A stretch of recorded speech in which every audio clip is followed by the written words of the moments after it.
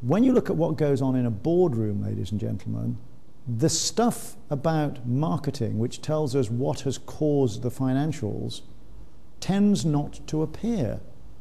And the idea is that you're either going to be one of those, a global player with all the economies of scale and scope, or you're going to be a smaller niche player, specialized.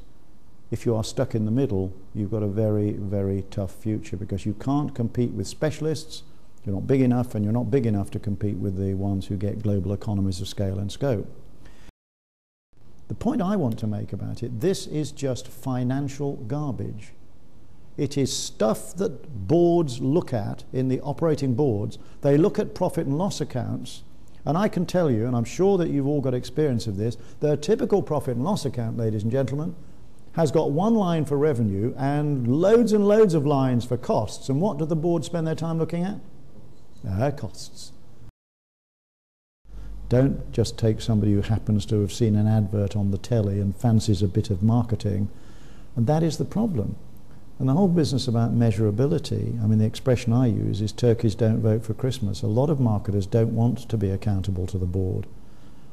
It's the accounting community and chief execs who want more accountability. Marketers are quite happy to be wearing the bouffant hairstyles, the suede booties.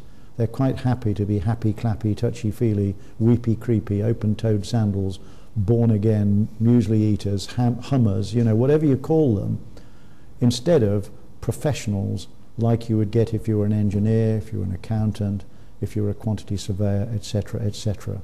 I want qualified marketers, which is why I support organisations like the Oxford College of Marketing.